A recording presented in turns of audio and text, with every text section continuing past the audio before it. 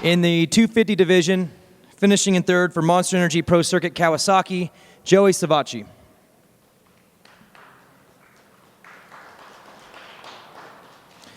And finishing second, riding for Monster Energy Pro Circuit Kawasaki, Adam Cinturello.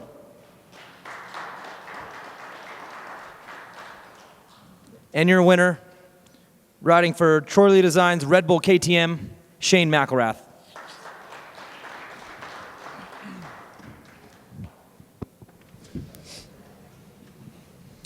Congrats, guys. This question will be for all three of you. In the middle part of that main event, you guys got into a pretty good battle, some block passing, and just kind of take us through not only the race, the track conditions, but in particular that battle as you guys all got together. Joey, we'll start with you.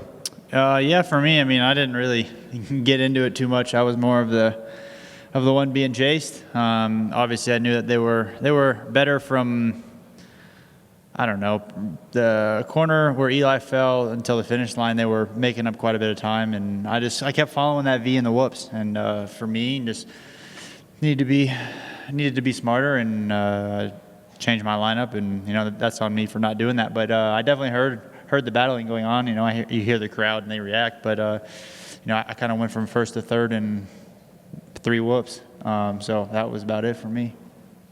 Adam. Yeah, it was crazy. I think the track was difficult, especially that section, both whoop sections before.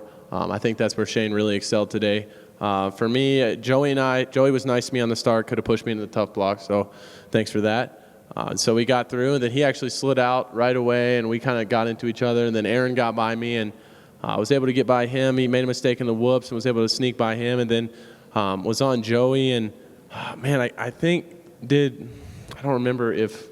really don't remember if did we both get you at the same time? Did you mess up in the whoops? Yeah. It was a 2 for. Well, Joey and I were doing the same thing, being stupid and going right down the middle of the whoops the second set, and Shane was being smart and going down the left side and skimming them, and it just took me way too long to figure that out. I mean, just stupid. So once I figured that out, moved left. I still wasn't skimming them, but I was jumping them, and I was decent, at least kind of matching his times. But yeah, I wish I could have figured that out sooner, but crazy race.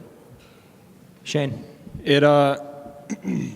It definitely was a tough race. Like you said, it did tighten up, and it seemed pretty tight from the beginning. I mean, everybody would have their mistakes and would kind of funnel back in, and you really just had to wait on a mistake from the person in front of you, because there were places where you couldn't really go for a pass without losing time. So when Aaron made a mistake, I kind of just had to make my way in there, and same with Adam a few times, but he got me back, and it was pretty fun, honestly. Like, it's nice racing clean but racing hard, and I know people have talked smack about Adam and saying that he races them hard, but if you do something stupid, then you need to pay for it. So no, it was cool to battle with all the guys. I mean, that's what the fans like, and it's cool to hear the fans get so into it, and it's just a fun race. Good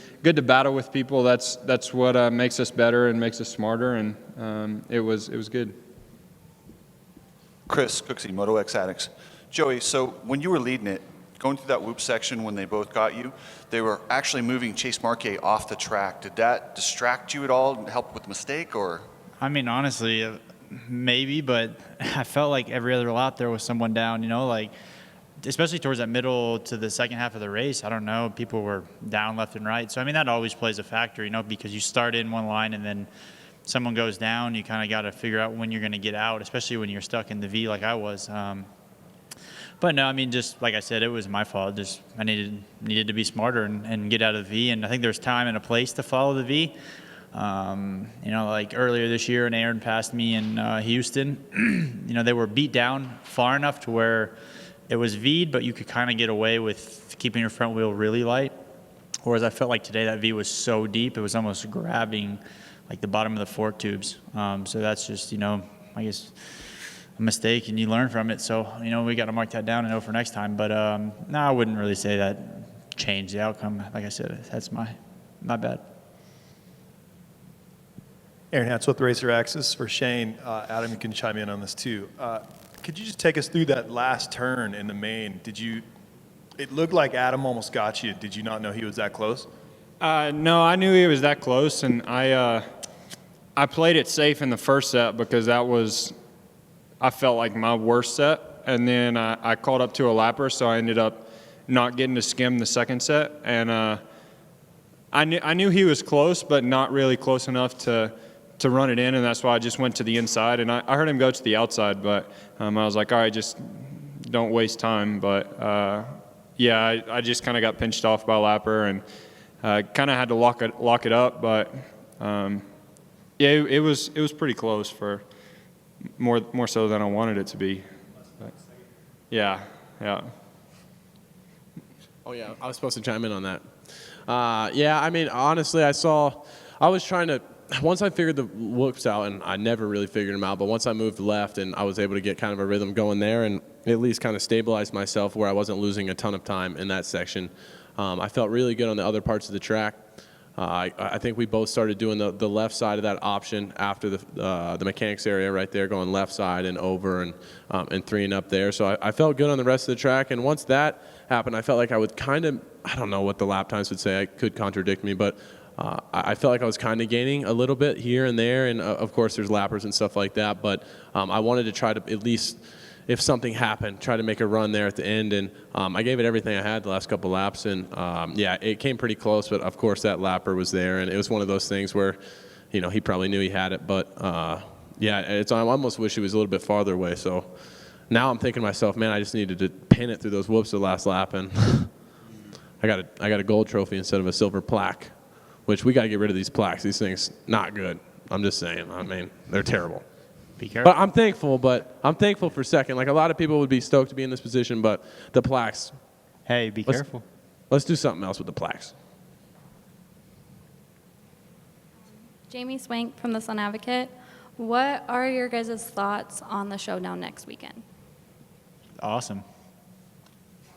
I mean, for someone in our position, yeah, absolutely. You know, we're a good ways back, and you know, you throw in a whole nother coast, and crazy things happen. I think we saw that tonight with Jason. You know, realistically, coming into the night, it was one of those deals where things went the right way for him. He very easily could have locked it up and not even had to deal with it. But that's the unknown that we deal with, and you know, just as easily as it went the wrong way for him, you know, you throw in a whole group of another group of riders that are fast and want to win, and yeah, you just add a whole different scenario. And for someone in my position, it's awesome. Obviously, if you're leading or you're Aaron, you want it to be the same guys as it was today because you know what you got to do, and it's a lot more achievable than when you throw in, you know, 9, 12 other fast guys. So.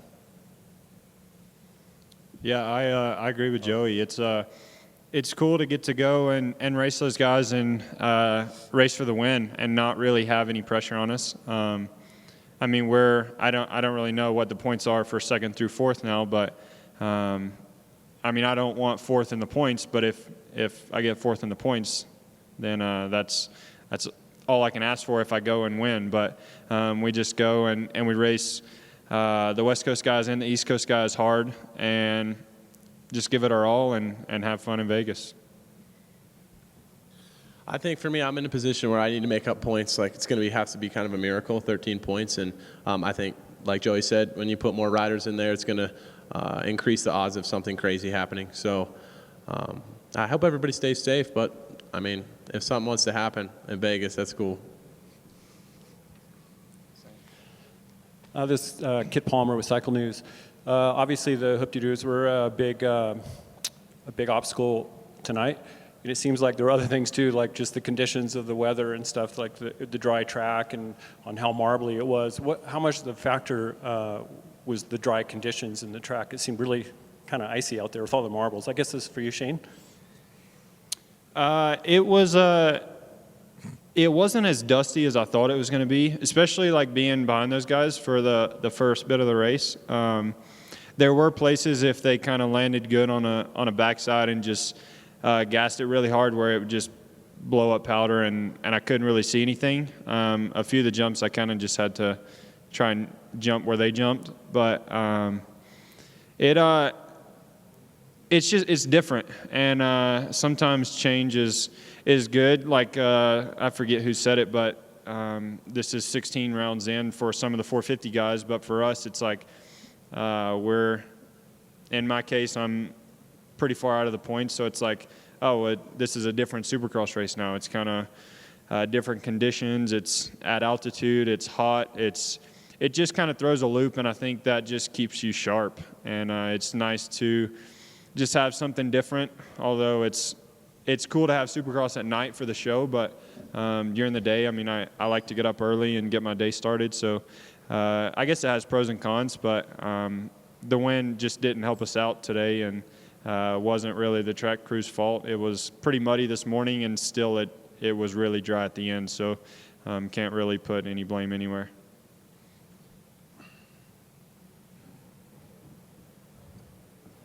Adam?